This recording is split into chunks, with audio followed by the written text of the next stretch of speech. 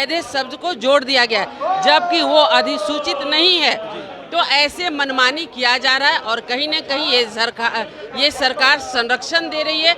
हमें लगता है कि पूरे झारखंड का इस्लामीकरण करने के लिए ये सरकार आज आगे बढ़ रही है। मीरा जी, आप भी जो शिक्षा मंत्री रही हैं और बहुत अच्छे समय से अपने काम किया है, उस दौरान क्या यह विषय आया था कि उर्दू स्कूलों को कन्वर्ट करने की कोशिश हो रही है? आपकी तरफ से कोई स्टेप लिया गया था? हमारे समय में भी कई विद्यालयों के बारे में संज्ञान में आया था।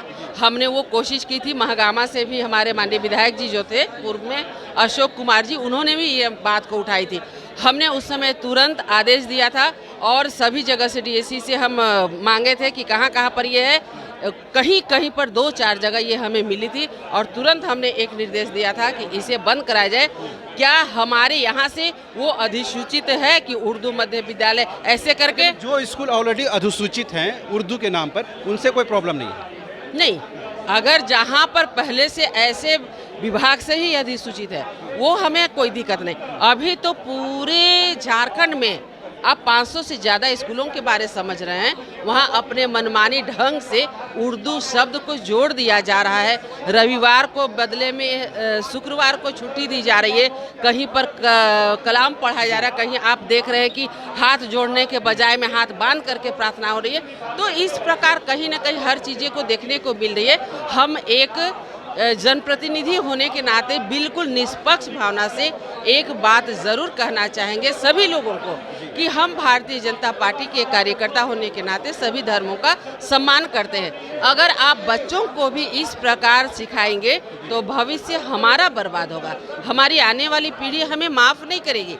इसलिए सभी धर्मों का सम्मान करना सिखाइए और जो व्यवस्था लागू है उस व्यवस्था में आप आगे बढ़िए। ठीक है, तो आपने सुना किस तरह से तमाम जो बीजेपी के विधायक हैं वो कहीं ना कहीं इस बात का विरोध कर रहे हैं कि उर्दू स्कूलों को कन्वर्ट किया जा रहा है। तमाम देख पाएंगे जो बीजेपी के विधायक हैं वो सीढ़ियों पर बैठ करके अपना विरोध प्रदर्शन कर रहे हैं और कहीं ना कहीं ये बताने की कोशिश कर रहे हैं कि झारखंड सरकार के संरक्षण में।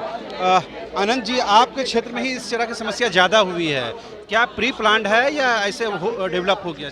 नहीं, ये देखिए पूरे नियोजित तरीके से जब से राज्य के अंदर आदरणीय मुख्यमंत्री हेमंत सोरेन जी के नेतृत्व की यूपीए सरकार आई है, लगातार सरकारी संरक्षण में झारखंड का तुष्टीकरण के रास्ते ले जाने की दिशा में काम हो रहा है।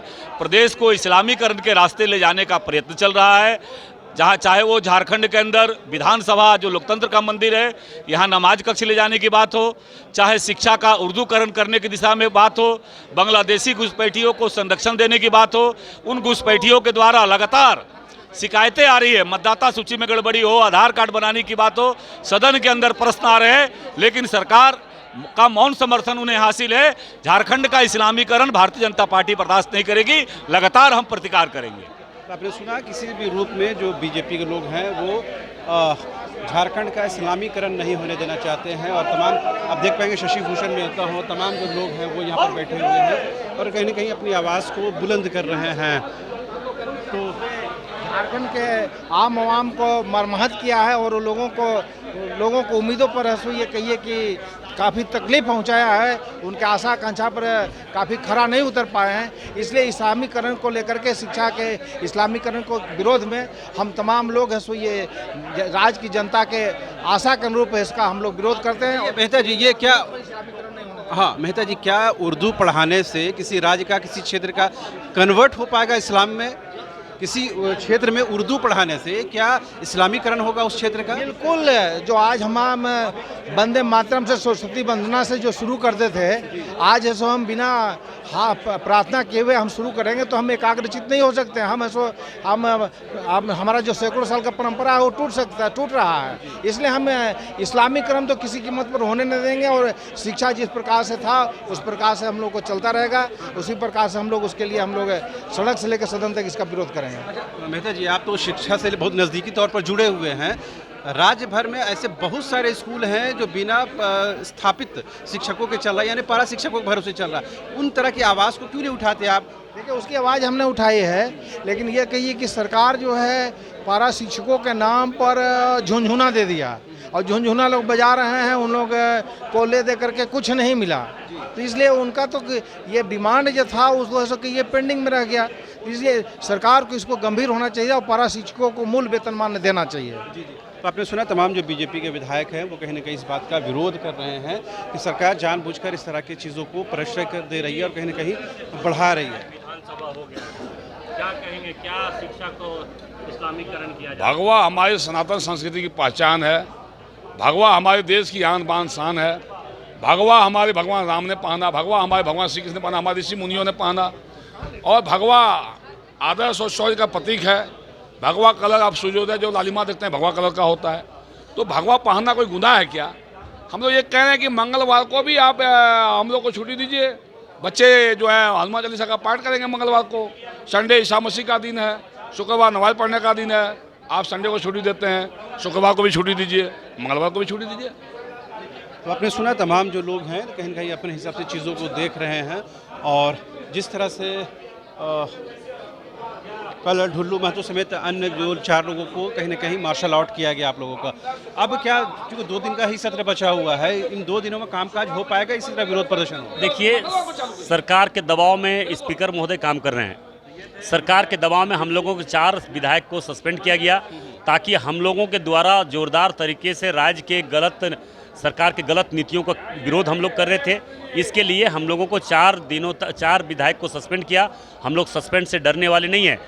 अगर झारखंड को किसी लोगों के द्वारा, चाहे राज्य सरकार में बैठे हुए लोग हो या मुख्यमंत्री ही क्यों ना हो, अगर राज्य को लूटने का काम करेंगे, राज्य को अगर लुटवाने का काम करेंगे तो इसका हम लोग कतई बर्दाश्त नहीं जी, तो देखिए संसद में भी विपक्षी विधायकों को सस्पेंड किया गया है, बाहर किया गया है कामकाज से। तो ये तो कहीं ना कहीं परंपरा पहले से चली आ रही है कि जो हो हंगामा करते हैं, डिस्टर्ब करते हैं, उनको मार्शल आउट किया जाता है। नहीं, डिस्टर्ब तो हम लोगों ने कुछ नहीं किया।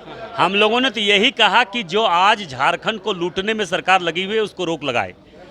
अगर अनलीगल माइनिंग के दौरान हजारों लोगों की जान जा चुकी है, उस पर वैसे परिवार को न्याय मिले और वैसे लोग जो अनलीगल माइनिंग करके और वैसे लोगों को हत्या के रूप में हत्या का मुकदमा होना चाहिए, वैसे लोगों को सज़ा मिलना चाहिए।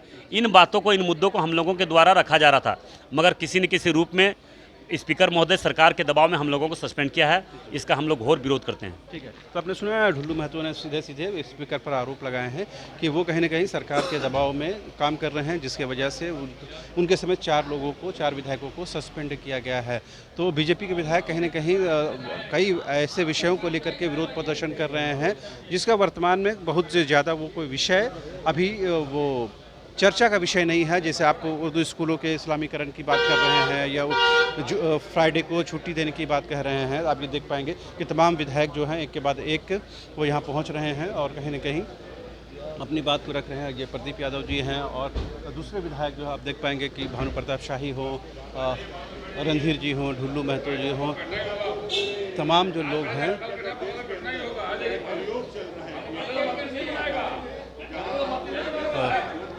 तो आपने देखा किस तरह से तमाम बीजेपी के विधायक आज सत्र शुरू होने से पहले भी अपनी आवाज़ को उठाने के लिए विधानसभा की सीढ़ियों पर बैठे और कहीं न कहीं ये आरोप लगाया कि झारखंड सरकार के संरक्षण में राज्य का इस्लामीकरण किया जा रहा है, स्कूलों का नेचर बदला जा रहा है, उनकी प्रकृति बदल करके उर्दू स्कूल में कन्वर्ट किया जा रहा है। हालांकि नीरज यादव जो पूर्व शिक्षा मंत्री हैं वो ये कहती हैं जो विभाग के नज़र में, जो विभाग के कागज़ों में पहले से अधिसूचित उर्दू स्कूल है उससे कोई परेशानी नहीं, उससे कोई समस्या नहीं है, लेकिन जबरन अगर कोई स्कूल नेचर परिवर्तन करने की कोशिश करता है तो उसी का विरोध किया जा रहा है।